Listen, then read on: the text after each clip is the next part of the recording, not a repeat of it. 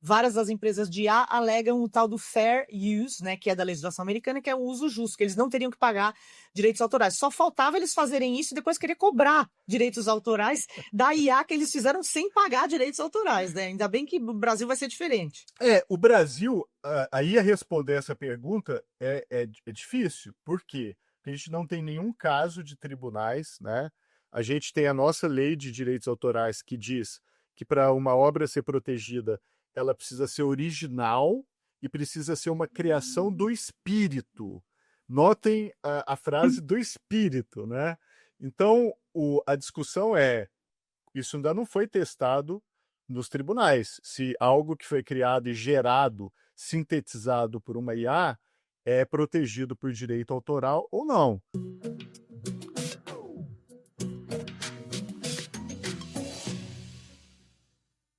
Oi, gente, esse aqui é o podcast Neural da Folha de São Paulo. Eu sou a Patrícia Campos Melo. E eu sou o Ronaldo Lemos.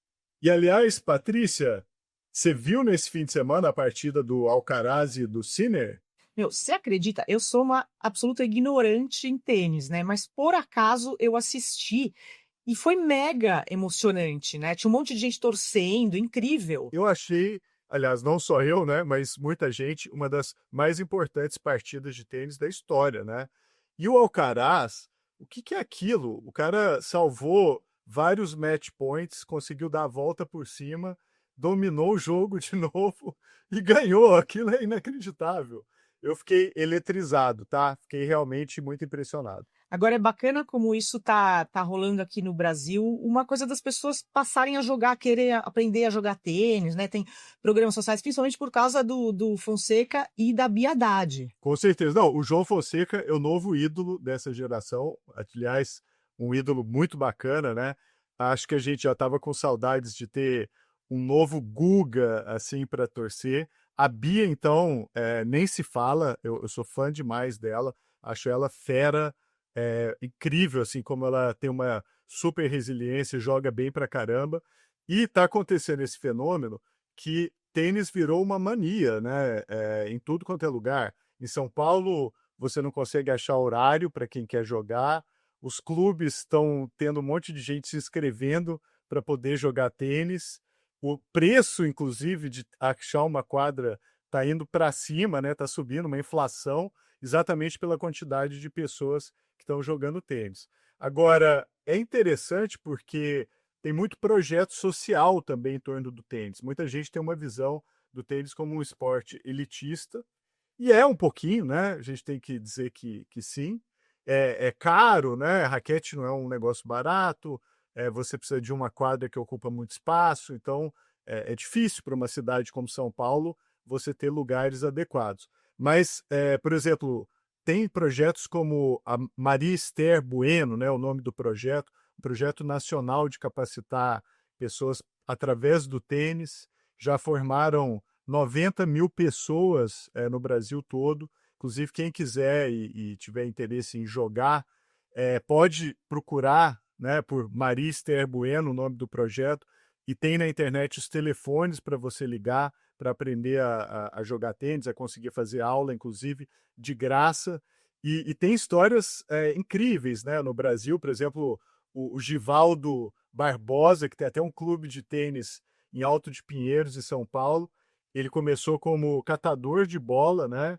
E virou um fenômeno do tênis, ganhou torneios muito importantes, chegou a estar no o número 82 do ranking mundial, teve sucesso também em duplas, e ele também tem outros projetos sociais muito bacanas, ele forma, através lá do clube dele de tênis, também muita gente. Então, para quem está inspirado pelo João Fonseca, pode pegar a raquete sim, que tem jeito de aprender, e é bom demais, né? O problema do tênis é que é viciante. Eu que sou tardio, né? Cheguei muito tarde no esporte, hoje às vezes eu fico viciado, eu vou dormir e fico pensando em tênis, assim, é um negócio inacreditável, né? Então, fica a dica aí, quem quiser jogar, inclusive, manda mensagem e comentário aqui no Neural. Estou sempre procurando aí parceiros bons para dividir uma quadra aqui em São Paulo. Mensagem só pro Ronaldo, tá? Porque não sei nem pegar na raquete, tá, gente? Desculpa aí. Mas sem querer te cortar, Ronaldo, Primeiro eu queria falar que a gente está num cenário diferente, né? Só explicar como a gente, tanto eu quanto o Ronaldo, a gente viaja muito, então de vez em quando a gente vai fazer essa transmissão remota. Então dessa vez eu estou em São Paulo, o Ronaldo está em Brasília, mas é tudo igual, tá? Só tá remoto. E a gente tem muita coisa para falar nesse programa. A gente vai falar do sucesso estrondoso do vídeo de IA Marisa Mayô. A gente vai falar do inescapável Marco Civil da Internet, o julgamento dos recursos extraordinários que está rolando no Supremo Tribunal Federal. E, por fim, a gente vai falar da estratégia de comunicação da Flotilha da Liberdade, aquele barco que estava tentando chegar até Gaza com a ativista Greta Thunberg e o brasileiro Thiago Ávila. Vamos começar com a Marisa Mayô. Conta aí esse vídeo que bombou. Bom, primeiramente quero me declarar fã da Marisa Mayô. Eu tô assim, quando eu vi o primeiro vídeo, eu tive dificuldade de identificar se aquilo era real ou era feito por IA, né? E é feito por inteligência artificial. Para quem não viu, a Marisa Mayô, ela é uma apresentadora de programa de auditório que usa um maiô preto e ela é muito debochada, né? Então, as situações em que ela aparece nos vídeos é inacreditável, né?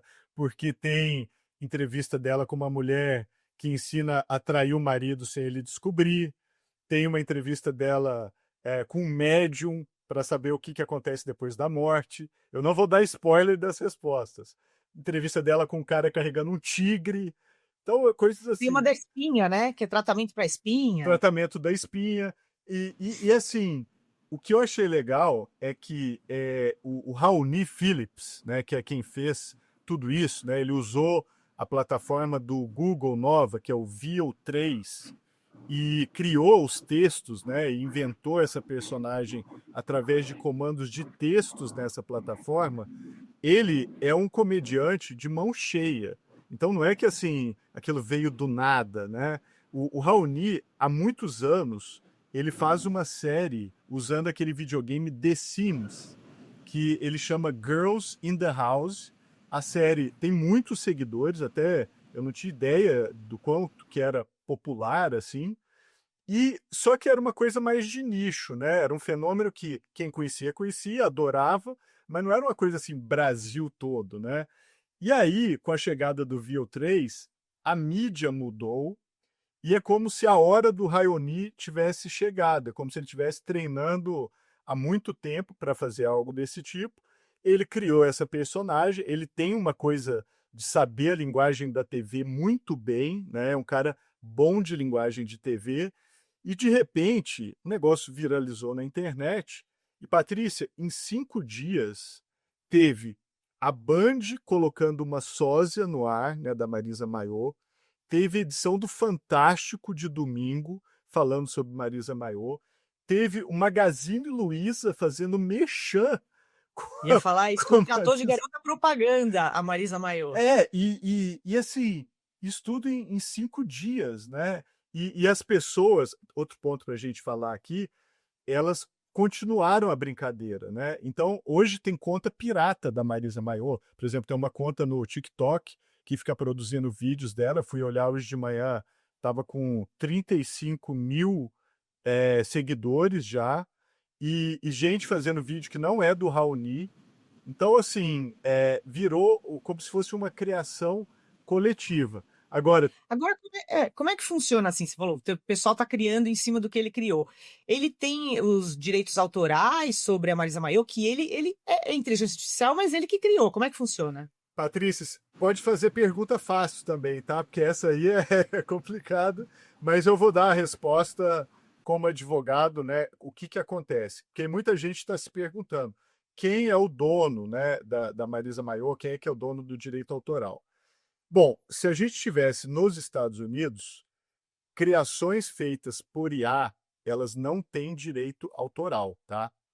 Mas o texto que o Raoni criou, né? Então a fala dele, o jeito que ele escreveu as frases, as situações que ele inventou, aquilo é propriedade dele. Então o que acontece? Os vídeos que ele criou, muito embora as imagens não teriam direitos autorais, os textos são dele. Então, quem for reproduzir, repostar ou colocar aquilo em algum outro lugar, tem que pedir autorização para ele, porque está usando o texto dele.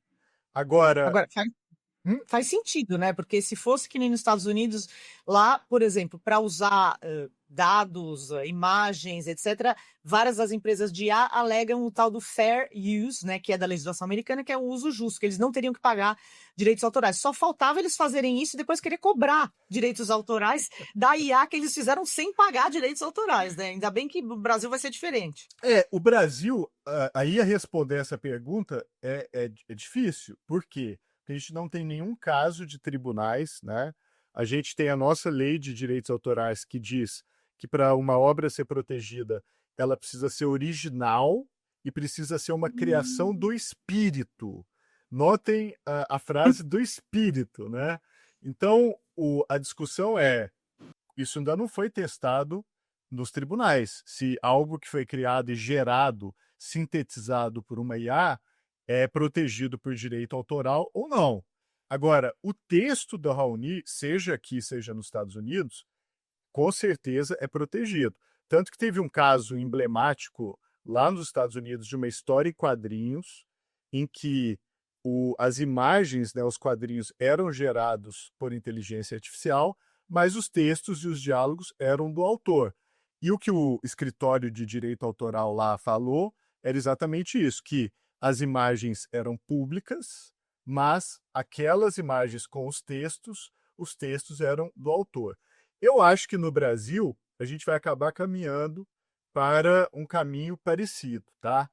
E a dica até que fica aqui dada para o Raoni aqui no podcast Neural é para ele registrar a Marisa Mayô como marca, né? Então ele pegar primeiro o nome, né? Marisa Mayô, registra lá no INPI, que é o Instituto Nacional de Propriedade Intelectual, se ele quiser proteger, e ele pode registrar também os atributos, né, da Marisa Mayô, né, o jeito que ela é a aparência dela, o maiô, a imagem dela, e registrar aquilo também como uma marca do personagem Marisa Mayô. Então, esse ponto ele poderia fazer. Se ele quiser continuar explorando a criação comercial, dá para fazer. Agora, tem um custo. Registrar uma marca hoje, incluindo ali o advogado, custa algo como R$ 900, não é acessível para muita gente no Brasil, né? E tem um custo de manutenção. Então, você tem que ficar sempre de olho na marca, tem que acompanhar as publicações do INPI para ver se ninguém vai registrar algo parecido. Então, dá um certo trabalhinho. Mas o caminho hoje, para quem cria com IA, não é só o autoral, né? Cada vez mais quem quiser explorar vai ter que explorar também usando o direito de marca. Interessante. Interessante como todas essas questões novas estão surgindo, né? Questões que, com inteligência artificial, que a gente não tinha a menor ideia. Afinal, quem é o autor da obra? E ele tirou isso de onde? O que é inspiração? O que é uso justo? Mas olha, a gente não vai conseguir esgotar esse assunto agora, então eu vou chamar o intervalo, porque na próxima a gente precisa falar sobre o Marco Civil da internet. Marco Civil!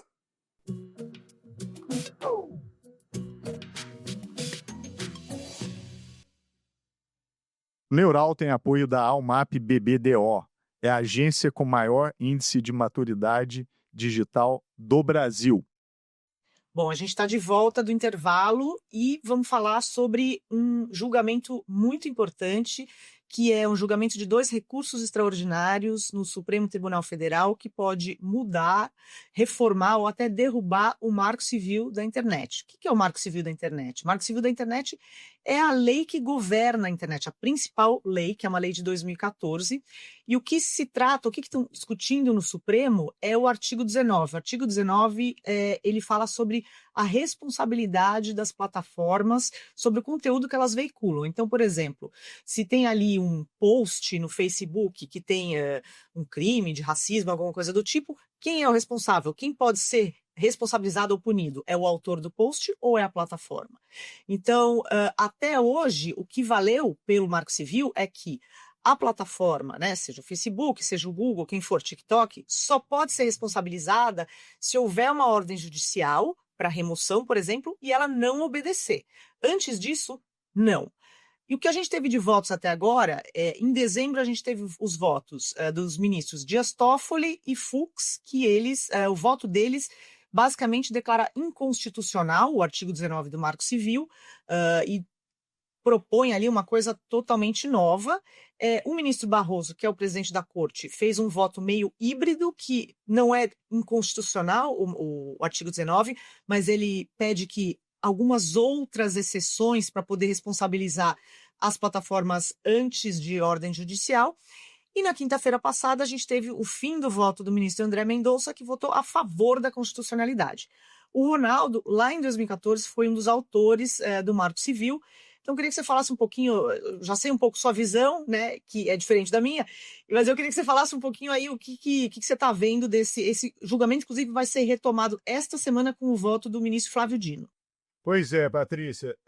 Se Marisa Maior era algo leve, engraçado, julgamento do Marco Civil traz muitas preocupações, né? Para todos os lados, está todo mundo de olho no que vai acontecer. O que está em jogo, né? Primeira coisa, é o artigo 19 do Marco Civil, que é um dos pilares, né, da lei. Como você falou, é o artigo que define o regime de responsabilização das plataformas. Qual é o regime hoje? Você quer responsabilizar a plataforma? Primeiro, você tem que mandar uma ordem judicial para tirar o conteúdo. Então, por exemplo, se você se sentiu ofendido por alguém que postou alguma coisa sobre você, você pode ir num tribunal de pequenas causas, né, um juizado especial cível, não precisa de advogado, entra com a ação, o juiz olha para aquele conteúdo e fala, realmente isso aqui é um ilícito, tem que tirar do ar, manda a ordem para a plataforma tem então que remover. Se ela não remover, ela é corresponsabilizada pelo conteúdo. Então, se aquele conteúdo envolve um dano, a plataforma tem que pagar o dano também para você, junto com quem postou, tá? Agora, por que isso é importante, né? O ponto-chave é que o artigo 19 ele não diz respeito só a ofensas, a questões do que é postado online, mas ele é como se fosse um pilar que regula o regime de responsabilidade geral na internet. Então pega também os marketplaces, né? Então pega, sei lá, Mercado Livre, Amazon, quem vende serviços online, pega não só as big techs, mas pega também os pequenos sites, os menores, né? A responsabilidade também de quem conecta na internet, que são os provedores. Então, mexer com o artigo 19 é mexer com um pilar estruturante da responsabilização aqui no Brasil. E a minha visão é que o regime do Marco Civil, ele conseguiu lá em 2014 um equilíbrio muito específico, né, muito delicado de se fazer na época. Claro que o mundo era totalmente diferente do que é hoje, mas que pelo menos ele foi discutido do ponto de vista dos seus impactos para o futuro. Agora, o que eu temo, né, uma das minhas preocupações, é que o Supremo, ao remover o artigo 19, não está claro o que vai colocar no lugar do artigo 19. Né? Então, que tipo de responsabilização que é essa que vai vir depois do artigo 19? E aí que isso me preocupa, porque tendo participado da construção do Marco Civil, levou 7 anos para a gente conseguir fazer aquele equilíbrio na época.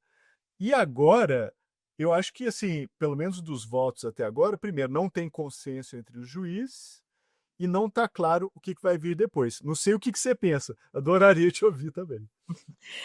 Não, eu só ia dizer que, assim, acho que não é binário, né? Tipo, derrubar o Marco Civil. Por exemplo, o voto do ministro Barroso, ele mantém o artigo 19, só que ele amplia as exceções. Hoje em dia, já tem 2 exceções principais, que é nudez não consentida. Se você vê circulando fotos de nudez suas com as quais você não consentiu, que é o revenge pornô de vingança, você não precisa esperar um juiz tomar uma decisão, né? Porque o problema é isso, em alguns casos muito graves, por exemplo, nudez não consentida, até você conseguir uma ordem judicial do juiz, isso aí já correu meio mundo, né? 2 horas de um negócio pornográfico rodando, infelizmente eu falo isso de experiência própria, isso aí já correu o mundo. Então, hoje em dia você tem de exceção direitos autorais. Então você tem muita, por exemplo, isso funciona fora, né, do artigo 19, direciona para fora, porque se você tem alguma violação, normalmente os grandes estúdios, o cinema, etc., eles retiram muito rapidamente, sem precisar da ordem judicial, e a nudez não consentida. E aí, por jurisprudência, tem algumas decisões do STJ que, quando tem violação do Estatuto da Criança e do Adolescente. O que, por exemplo, o ministro Barroso gostaria é que isso também houvesse exceções para crimes ou violações da lei do Estado Democrático de Direito. Então, vou pensar uma coisa, tá? E acho que é interessante até por você ser do conselho do Oversight Board da Meta. No 8 de janeiro, quando a gente teve os ataques a Brasília, a tentativa ali de reverter o resultado da eleição, um dos vídeos, isso foi analisado pela Meta, pelo Conselho de Oversight, era de uma pessoa, não sei se era um ex-militar, conclamando as pessoas a atacarem o Planalto, atacarem Brasília, depredarem as coisas. E aquilo foi alvo de várias denúncias de usuários e mesmo assim não tiraram. Demorou assim 20 dias para tirarem e mesmo depois, acho que demorou até depois do Conselho do Oversight Board determinar. Então acho que alguns juízes, pelo menos no voto do ministro Barroso, eles querem atualizar essa lei para algumas... mas assim, o medo é que isso fique muito arbitrário ou que isso fique... Mas se fosse uma coisa assim, vamos atualizar, né? Como a gente viu que não só no Brasil, como nos Estados Unidos, as redes sociais foram um veículo importante para incitação de violência, eu acho que tem um pouco esse olhar aí de uma atualização. E porque se vê que nem sempre só a autorregulação funciona, né? Apesar de a Meta dizer que não pode ter incitação à violência, este vídeo ficou lá. Isso foi atestado pelo Oversight Board, não por ninguém de fora, nenhum governo, né? Não, e esse ponto é chave, tá? E até acho que tem que atualizar mesmo. É fundamental aumentar a lista de exceções, né, ao artigo 19. O que é essa lista? São os conteúdos que, se a plataforma bater o olho, ela tem que tirar na hora. Se ela não Ou tirar... com notificação, né? Às vezes precisa de notificação, né? Nesses nem não precisa. judicial. Pode ser notificação ou pode ser ciência própria. Basta que se prove que a plataforma tinha ciência, ela tem que tirar o conteúdo do ar na hora, né? Então, a lista de exceções hoje inclui pornografia de vingança, né? Que é esses casos horríveis em que alguém coloca um vídeo íntimo de uma pessoa na internet, a plataforma bateu o olho, tem que tirar. Falso ou verdadeiro. Violação de direito autoral, até por uma construção também jurisprudencial. Agora, qual é o ponto em comum desses casos que merecem remoção imediata? São casos objetivos, né? Então você olha, bate o olho neles, você olha aquilo ali, você sabe que é pornografia de vingança, tem que tirar. Se é violação de direito autoral, você olha quem é o autor, está ali provado de que é um conteúdo de um autor conhecido, você tira fora imediatamente. E então, isso eu acho que está corretíssimo. O problema são os casos que são análises subjetivas. Por exemplo, ofensas, né? O voto do Luiz Fux, do ministro Fux, ele diz que, mesmo no caso de ofensa, uma simples notificação você teria que tirar o conteúdo do ar. Isso eu acho terrível, inclusive problemático para o jornalismo, né? Porque a gente tem que lembrar, liberdade de expressão é justamente para defender aquilo com que a gente não concorda. Claro. Defender aquilo que a gente concorda, a gente vai sempre defender. E muitas... Mas o Barroso foi contra isso, né? O Barroso faz justamente isso assim, ofensa ou honra, etc. Porque é isso, inclusive numa campanha eleitoral você vai ter um candidato acusando o outro, né? Vão usar isso politicamente ou contra jornalista. Acho que, de fato, é um cuidado a ser tomado e não está no voto do Barroso isso. Exato. Dos votos que foram feitos até agora, eu gosto do voto do Barroso bastante, porque, como você falou, tem uma coisa binária. Primeiro, a decisão vai ser: o artigo 19 é constitucional ou não, né? Na minha visão, deveria ser constitucional. Agora, em sendo constitucional, aí tem o caminho da interpretação conforme. O que significa isso? É o Supremo ir lá e colocar os adendos, né, que deveriam ser colocados dentro do artigo 19 que não estão lá. Eu vou até ler a minha opinião, tá? O que eu acho que deveria ser colocado como exceção, que são conteúdos que são objetivos. Então, por exemplo, discurso que defenda ódio nacional, racial ou religioso que constitui incitação à discriminação, hostilidade ou violência. Isso é objetivo, então não tenho o que falar. Outra coisa, discurso que promova o incite à guerra, discurso que comprometa a segurança nacional, como divulgação de informações confidenciais ou a incitação à insurreição. Discurso que represente uma ameaça direta e imediata à ordem pública. E eu ressalto aqui o direto e imediato, né? Porque não pode ser em tese, tem que ser algo iminente. E a outra coisa, discurso que prejudique a saúde pública, como a disseminação de desinformação durante pandemias e outras emergências sanitárias.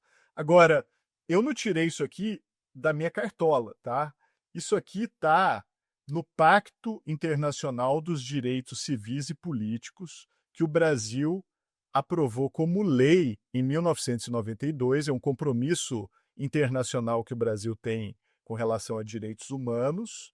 Então, isso já está na lei brasileira. Se o Supremo simplesmente pegar isso do pacto e colocar como exceções ao artigo 19 do Marco Civil, eu acho que ele resolve o problema e ele não vai poder ser acusado de ter passado na frente do Congresso Nacional, porque uma das acusações é essa, né, de que o Supremo está legislando. Essa acusação é furada, eu acho. Desculpa, só porque desde 2020 estão tentando aprovar alguma lei e as Big Tech fazem um lobby tão violento que nenhuma das inúmeras leis, por exemplo, início de 2020, acho que foi março ou abril, que foi a famigerada lei das fake news, e ela foi sendo melhorada, foi ganhando mudanças, etc. Mas nunca estava bom. Então, assim, eu vejo o Supremo, é óbvio que não é ideal você ter o judiciário entrando nisso, é óbvio que o ideal é você ter o Congresso que é eleito democraticamente para fazer leis, mas o Congresso não legisla vai fazer 6 anos. Tudo é bloqueado, nada, não tem uma legislação sobre internet que saia. Por quê? Junta bancada bolsonarista da liberdade de expressão a qualquer custo com as Big Tech. Então, assim, até projetos que foram melhorados, tinha projetos ruins, claro, mas tinha projetos que foram muito melhorados. Mas nada disso passa. Então, acho que também é uma coisa do Supremo tentar forçar o Congresso a legislar. E eu acho que para a gente caminhar um caminho que eu acho que é saudável para todo mundo, daria para pegar essas exceções, tá? Que eu acho que resolvem a maior parte dos problemas. Os votos até do próprio Barroso falam, né, exatamente desses pontos, muitos deles, pelo menos. E aí fica até difícil também para quem acusa o Supremo de interferir no Legislativo, vai ficar difícil, porque falou, não, eu peguei o que estava na obrigação internacional, coloquei lá no artigo 19 do Marco Civil, e agora a gente tem uma lista bastante ampla de coisas que, se as Big Techs não removerem de cara, elas são corresponsabilizadas. Eu acho que o Barroso incluiu, né, alguns desses vários, Incluiu. né, que você citou. Aí só tem que definir se isso vai ser após notificação extrajudicial, porque a outra crítica aí que é uma preocupação, por exemplo, com o voto do ministro Toffoli, é de que para certo tipo de conteúdo não precisaria nem ter uma notificação de algum usuário dizendo, olha, eu vi um negócio aqui que é racista, vocês têm que agir. Que as plataformas teriam que saber de cara, teriam que estar. Só que isso implica um monitoramento de todo o conteúdo. Que é impossível. Isso a gente já viu com tanta coisa que passa, né? Eles dizem, a gente faz moderação, mas moderação é sempre imperfeita, porque é a quantidade de coisa. E 2, que aí sim eu acho que eles iam errar pelo exagero, pecar pelo exagero. Se você, antes de qualquer notificação extrajudicial, é obrigado a tirar, você vai sair tirando a torta direito. Só que eu acho que só nesse caso, no caso de uma notificação extrajudicial, em que não incida sobre crimes, honra, ofensa, etc., eu acho que seria muito factível, é feito na União Europeia, é o chamado Notice and Action, que é notar, né, ou tomar consciência, notificar e tomar alguma providência. Então, acho que... mas o importante é isso, né? Acho meio triste que o Congresso não tenha legislado até hoje, né? Desde 2020. E aí, só lembrando como é que caiu o projeto das fake news, né? O que aconteceu foi, o projeto tinha sido, várias modificações foram feitas, estava avançando, estava com a relatoria do deputado Orlando Silva, e aí, de repente, o Elon Musk resolve, num fim de semana de um mês de maio, começar a tuitar sobre o Brasil. Eu não sei se você se lembra disso. E aquilo causou um alvoroço danado aqui no Brasil. Inclusive, logo depois o X veio a ser suspenso, né, nesse embate todo, mas um dos efeitos foi basicamente o fato de que o então presidente da Câmara, né, o Arthur Lira, ele destituiu, né, o deputado Orlando Silva, praticamente engavetou o projeto por causa desses tweets e constituiu uma comissão para voltar a discutir o PL de fake news, que Que nunca se nunca fez nada. reuniu. Que é o Que nunca jeito se básico, reuniu. né? Ou você cria um grupo de trabalho ou uma comissão. Não fará nada, com certeza. Eu acho que tem isso, e só lembrando que o X foi bloqueado porque não tinha representante legal no país, que é parte da legislação. Eles contestaram as ordens de remoção e levaram multas, mas textualmente o ministro Alexandre de Moraes diz a violação maior foi essa. Mas eu acho que isso, e teve a história do Google, que fez aquela campanha contra o PL 2630, das fake news, na capa do navegador, do buscador. Ou seja, essa empresa que diz que atua apenas como distribuidor de conteúdo e, portanto, não pode ser responsabilizada, colocou um editorial embaixo da sua caixa de busca dizendo por que a lei 2630 vai acabar com a sua internet. Isso deu o maior BO master. Eu lembro que foi matéria da Folha, a gente fez mostrando todo esse lobby, né? Mas Mas desculpa te interromper, mas eu acho que esse só atrapalhou. Ele só atrapalhou o ele deu Google. Sim, força claro, para o PL das claro, fake news. claro, O que destruiu claro, o claro. PL das fake news foi os tweets do Elon Musk, você entendeu? Eu acho que foram os tweets do Elon Musk e também a campanha. Você virou toda a bancada que já estava virada bolsonarista, não sei se você lembra, começaram a dizer que com o PL 2630 iam começar a censurar salmos, né? Eles Eu mandaram lembro. isso para a bancada evangélica. Ah, não vai poder Igreja. publicar salmo. Então, assim, teve uma campanha bizarra que esse virou um projeto taxado de ser um projeto do governo que a oposição nunca iria aprovar. Então, acho que o Lira meio que falou e juntou o negócio do Musk falando, é liberdade de expressão, sei lá o quê. Não, pontos importantes. Agora, só estabelecendo aqui a nossa polida divergência, eu acho que o Congresso ele até atua em tecnologia quando ele encontra consenso, né? A gente já falou aqui sobre isso no Neural, o negócio da proibição do celular na escola. A única vez. E agora a questão das bets, né? Que o PL também foi aprovado super rápido no Senado, de controle de propaganda das bets, e que foi enviado para a Câmara dos Deputados para exatamente controlar essa coisa que é importantíssima, que é a preocupação que todo mundo está tendo com famílias falindo e crianças sofrendo porque o pai e a mãe estão endividadas por causa de jogar no bet. Então, isso está avançando. Agora, o que eu acho que foi um erro do PL das fake news foi jogar tudo num balaio só, né? Não sei se você se lembra, tinha um capítulo sobre direito autoral, aí tinha a responsabilidade da rede. Então, o projeto ficou excessivamente complexo, né?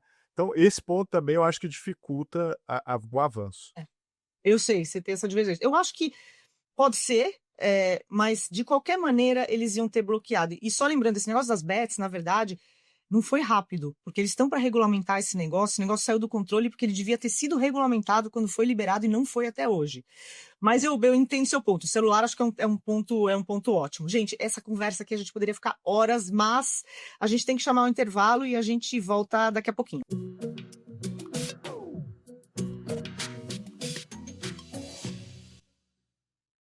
Gostou do Neural? Não se esqueça de seguir a gente no Spotify, Instagram e todas as suas plataformas favoritas.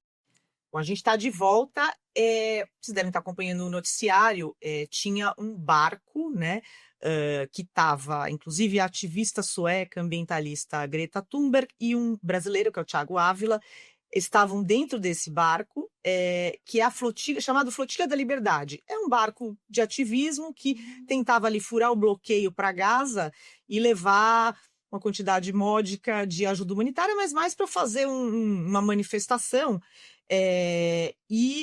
Como a gente sabe, Israel interrompeu a entrada de qualquer ajuda humanitária dentro de Gaza até poucos dias atrás, né? Então, você tem uma situação calamitosa.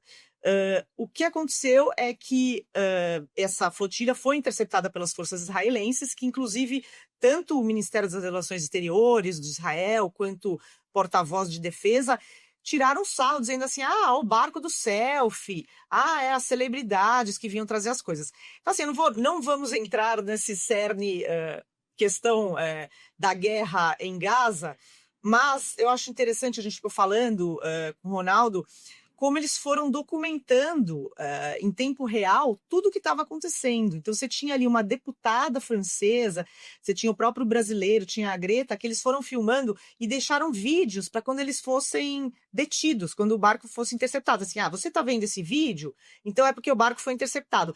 Então, assim, eu acho meio essa posição do governo israelense, falar, desmerecer, né? Falar, esse barco do selfie. Cara, isso é um tipo de ativismo muito, muito eficiente. Eu não sei o que você acha, Ronaldo. Então, eu acho que tem vários pontos aqui, tá? Essa guerra de comunicações é muito impressionante, né? Eu fui lá no Twitter do Ministério de Relações Exteriores de Israel também para ver, e é muito impressionante. Assim, é muito sofisticado até, porque é esperto, vai direto ao ponto, né? Chama o barco das celebridades, o barco do selfie. Aí tem foto e vídeo deles dando sanduíche para a galera que estava dentro do barco, botando lá o link para quem quiser fazer doações para Gaza, o canal oficial, né?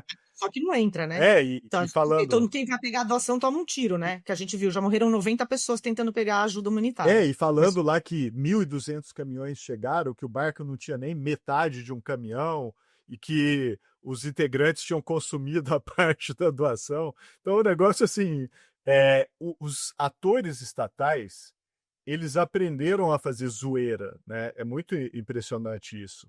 Isso é uma coisa que começou como aquela coisa meio 4chan, e depois virou a coisa dos anônimos, a coisa da zoeira, e hoje você vê atores estatais, inclusive envolvidos em operações de guerra, extremamente preocupantes, que usam a zoeira como forma de Mas comunicação. você não acha muito ruim usar a zoeira neste caso? Acho horrível, Tipo, acho horrível, porque tem perigosíssimo. gente morrendo de fome. E o cara acha que é engraçadinho, vai falar, é o barco do selfie, o barco do não sei o quê. Tipo, amigo, e fala assim, faz a doação. Sendo que morreram não sei quantas pessoas tentando pegar a doação. De novo, não tô me posicionando, não tô defendendo Hamas, nem nada disso, antes que vire. Mas assim, você transformar isso numa piadinha, numa ironia, sei lá. Perigosíssimo. Eu lembro que uma vez eu tive uma conversa sobre isso em 2013 com Ivan Krastev, que é um dos maiores teóricos da democracia, né, no mundo, cientista político incrível. E naquele momento, usar a zoeira como forma de comunicação era uma coisa ainda rara. Quem estava começando a fazer isso era o Obama, que no jantar dos correspondentes da Casa Branca, ele fazia tipo um stand-up show, fazia piada e tal. E piadas muito espertas, né? Piadas de internet. E eu falei isso para o Ivan Krastev. Eu falei, ele é o presidente dos Estados Unidos. Ele está fazendo esse humor, é legal de ver, mas isso me deixa um pouco preocupado. Isso não te preocupa, né? E o Ivan falou, Ronaldo, isso é terrível, porque quando você mistura humor com poder, isso pode gerar consequências desastrosas. E passados ali 12 anos dessa conversa com o Ivan Krastev, essa mistura de humor com poder, ela dominou o mundo, né?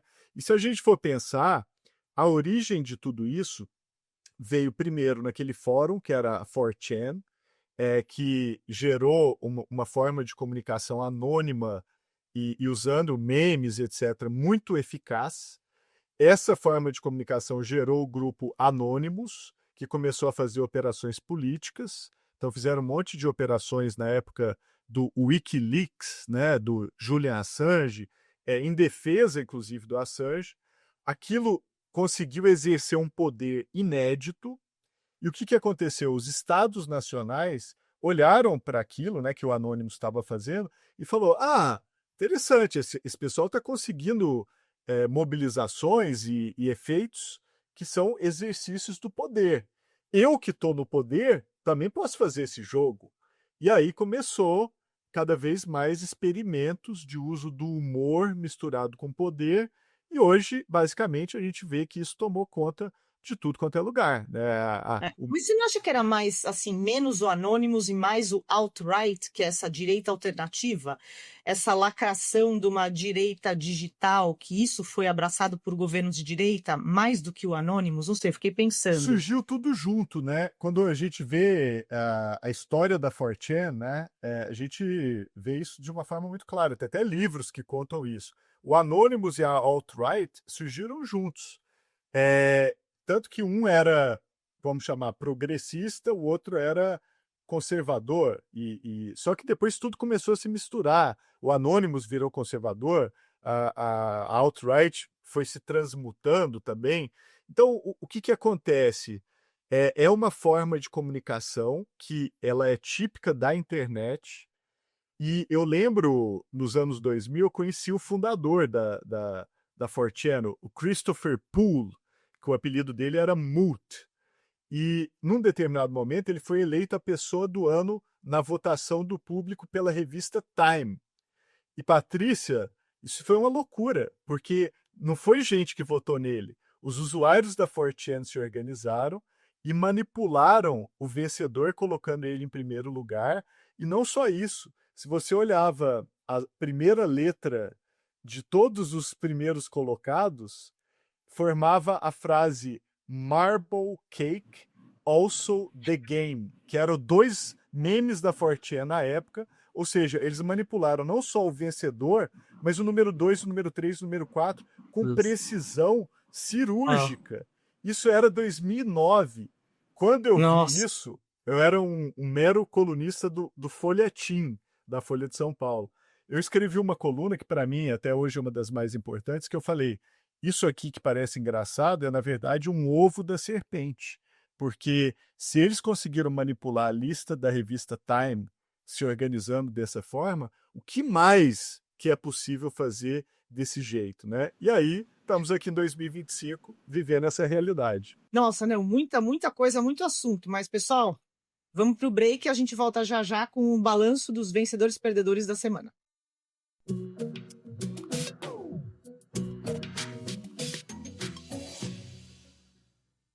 Gostou do Neural? Não se esqueça de seguir a gente no Spotify, Instagram e todas as suas plataformas favoritas. Bom, voltamos. O perdedor da semana, acho que é meio inescapável. Elon Musk, depois da briga homérica interplanetária pelo X, perde muito, né, Ronaldo? Nossa, Patrícia, sabe aquela história do pobre menino rico? Esse cara tá muito ferrado. O que acontece, né? Primeiro, esse espetáculo midiático da semana passada, que foi essa briga dele com o Trump. E o que o Elon Musk ganhou com isso, né? Nada. Pelo contrário, ele consolidou uma imagem de que ele está tendo sérios problemas com drogas, né? Aquele episódio dele no Salão Oval de olho roxo, né? Que era uma coisa injustificável e parecia que ele estava alto ali, estava sob o efeito ali da influência de alguma coisa. Aquilo vai ganhando uma dimensão ainda maior. A comunicação do Trump está batendo nisso. Ele basicamente perde o mandato para veículos elétricos que estava para ser inserido dentro do Big Já ia Beautiful perder, né? Bill, né, a lei que o Trump está fazendo. Então tá para perder, Não, o que que é um desastre ele já ia para a perder. Acho Tesla. que o subsídio para o veículo elétrico, na verdade, foi porque ele ficou muito irritado É o e explodiu estopim. isso. Foi estopim. E o cara que era o aliado dele, que estava indicado para chefiar a NASA, que estava tudo certo, até que o Trump falou, não, doou para vários democratas, mudou de ideia. Aí o cara explodiu. Mas sim, concordo com você 100%. Só perde, lembrando, ele tem 38 bilhões de dólares em contratos com o governo americano, que o Trump já devidamente ameaçou cortar.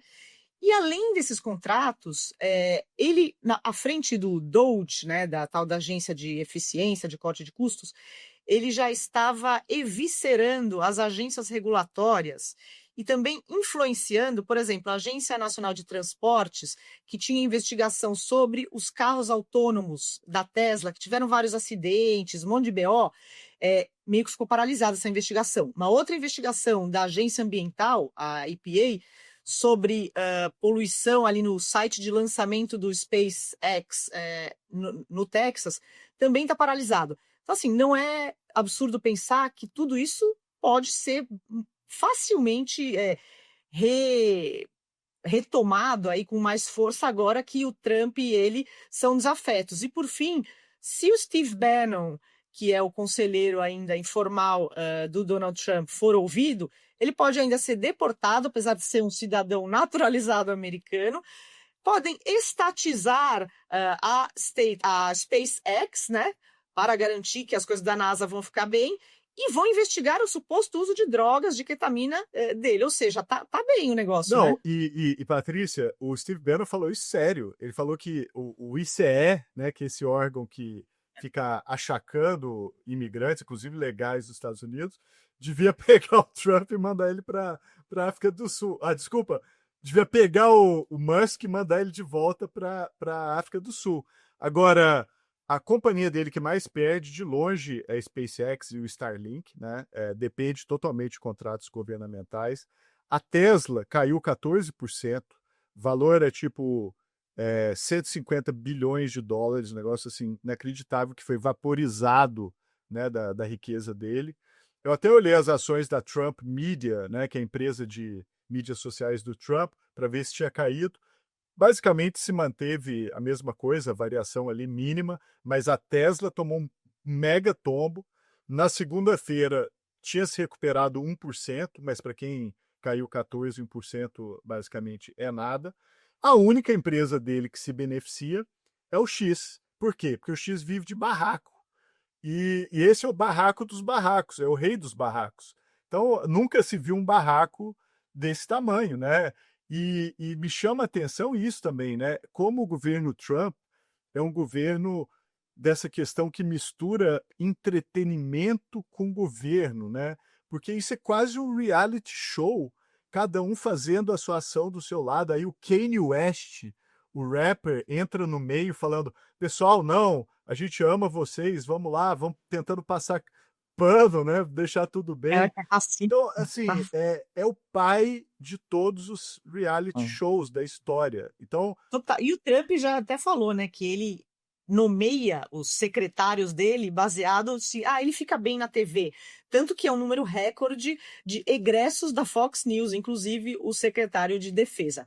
Mas assim, tem um vencedor nesse BO todo, né, nessa treta. Quem que é que tá ali esfregando a mão dizendo: "Yes, briga aí, o galera"? grande vencedor é Sam Altman, que é o fundador da OpenAI, que é um dos maiores rivais do Elon Musk, né? Quando teve no Brasil, a gente até contou essa história no episódio passado. Eu tive um jantar com ele na casa do Eduardo Paes. O Sam Altman tomou várias caipirinhas, começou a ficar bem soltinho, abriu ali, sabe quando você abre a camisa e desabotou ali e começa a falar umas verdades?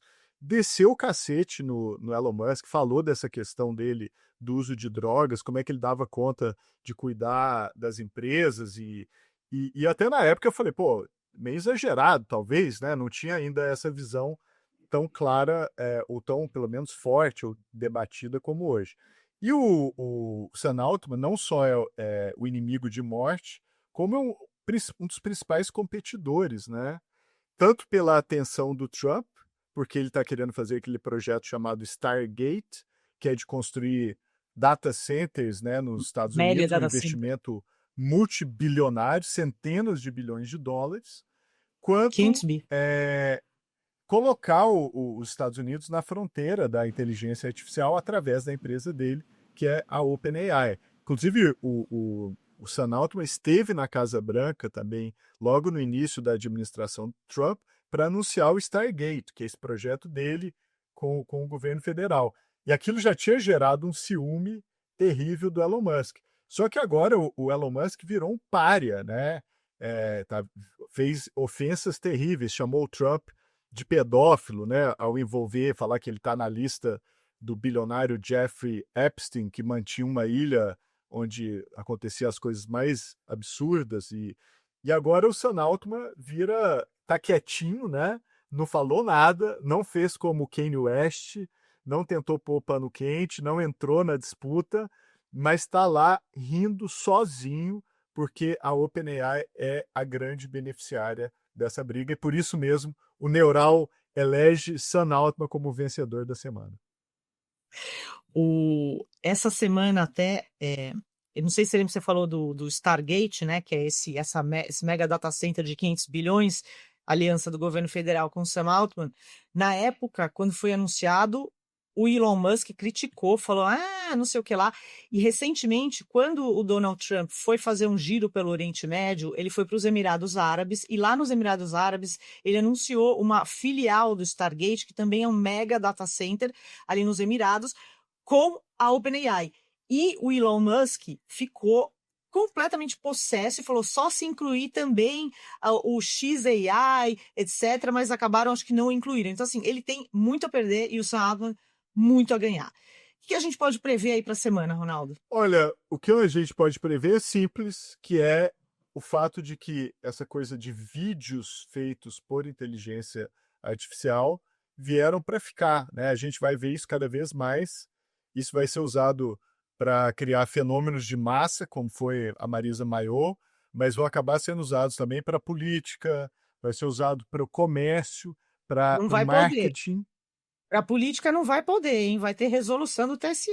Já tem, né? TSE no último ciclo eleitoral. Tem que ter um disclaimer ali, uma revelação, mas vai ter uma nova resolução agora no final do ano, tem que ver. E o TSE, inclusive, baniu determinados usos de IA nas eleições passadas. Mas o lugar que eu acho que vai pegar, porque muita gente fala, é uma ameaça para Hollywood. Hollywood, daqui a pouco, você não vai precisar dessas produções caríssimas, só usando IA você faz um filme. Isso pode ser verdade, tá? Mas eu acho que isso ainda vai demorar um pouco. Onde vai pegar mesmo é em marketing, é em comércio, em você fazer propaganda. Eu vi, por exemplo, vários vídeos em que, por exemplo, você vai comprar uma roupa, você pega a roupa, coloca a sua foto e a IA faz um vídeo de você usando aquela roupa. É como se você estivesse desfilando ali com aquela roupa e vendo como é que você vai ficar, né, com as suas medidas, etc., com aquela roupa, o boné, o óculos, seja lá o que for. E a Meta está anunciando que, em breve, vai começar a produzir vídeos de comerciais para quem quiser vender alguma coisa nas plataformas da empresa, usando inteligência artificial. Então, você vai lá querer vender, sei lá, um artesanato que alguém faz, ou alguma coisa do tipo, e a própria plataforma vai criar o vídeo para você.